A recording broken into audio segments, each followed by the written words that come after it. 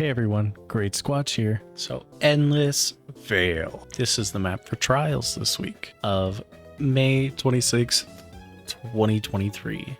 And yes, there is trials on the first week of this season because there's no power increase, so there's no reason to wait on trials. Also, the new dungeon is out, and I would highly recommend going and doing it. But back to trials. All right, what is the weapon for this week? The weapon is the Unwavering Duty. Yay. It actually can get some pretty good rolls. Some notable rolls are, I would say, Subsistence Incandescent or Killing Tally. You can also get something like Auto-Loading Cascade Point is a really good one. It is very overlooked, or auto-loading any damage perks if you really want it. Like, this is a machine gun that is really solid. And for PvP, you really want some high stability, right? You can't go wrong. So this is a solid machine gun to go and get. It is in a good archetype. So if it's something you're desiring, go and get it. So we are back on MS Paint. Woo!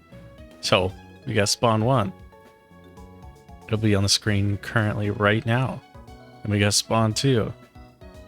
This map is very linear. And what does linear mean? Well, that means it has like a very basic layout to the map, which it usually leads to better maps overall because it has 3 lanes and it's laid out pretty symmetrical. You got boxes on both sides. You have 2 things behind this opening for this middle lane. You got these 2 boxes here. Like, the cover is going to be the same no matter where you move on the map, except in the spawn. It's a little bit different. But usually the fighting doesn't go around your spawn. Usually it's in here. Because Trials is now zones, or Dominion, as they would put it. And what does Dominion mean? It means that there's going to be 3 zones on the map, which forces engagements in certain areas. So you're going to have a zone probably here, zone here, and zone here. So depending on the zone kind of depends on how you play, right? If the zone is right here, we'll start with the middle first. If the zone is in the middle, I think engagements are going to play pretty similarly to how they always have. You're going to want map control in these cubbies, as you'll see on screen.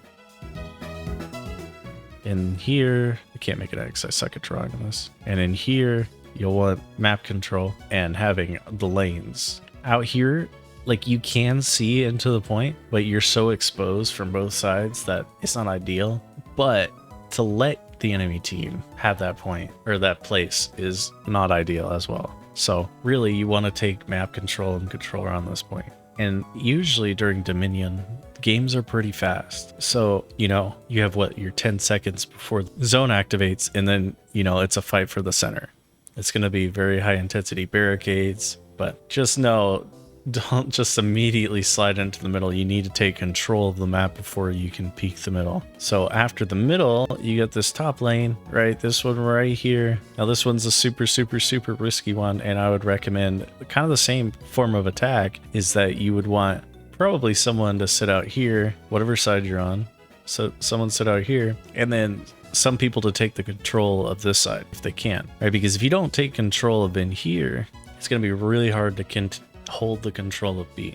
But also, if you don't have control out here, it's going to be really hard to control this side. So, and the issue with this side is you want to be able to control this, but it's really hard to control because if you jump up, they have immediate lines of sight on whoever jumps up, no matter where you are on this post, right? So it really depends on who's going to pull attention away from the people so that someone else can push them, kind of in a baiting manner, or waiting for them to make the mistake. That's why I'm saying having this is so useful, because if your whole team's bunched up down here, then they can just rotate around and now you're trapped in that corner of the map. But if you're here, or you try doing that, right, then they're stuck in that position. It's really about map control, and having map control of center is pretty useful on these 2 points. Also, getting to here could be useful really fast because, you could set up here, or you could actually take control of the center pretty easily going around here. But for the main points is you really want to have this midsection and out here locked down, and that's probably the only way you're going to win. If the enemy team has here and here locked down, it's going to be really hard, and you're going to have to figure another way to attack it, but it is what it is. So now we come to the bottom point, and one of the most interesting points. So realistically, unfortunately, down here is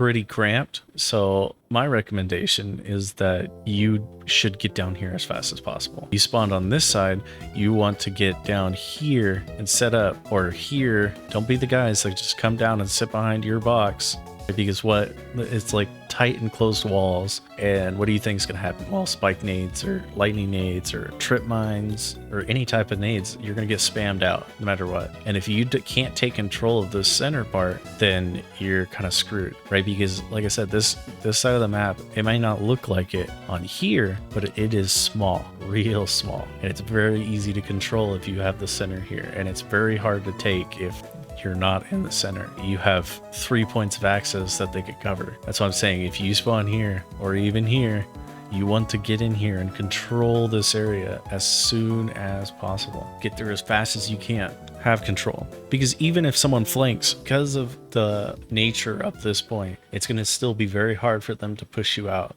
unless you're just not paying attention. So, you know, and then last but not least, you got heavy ammo. It spawns right here, kind of fair for everyone. So this map, again, is very linear, very basic.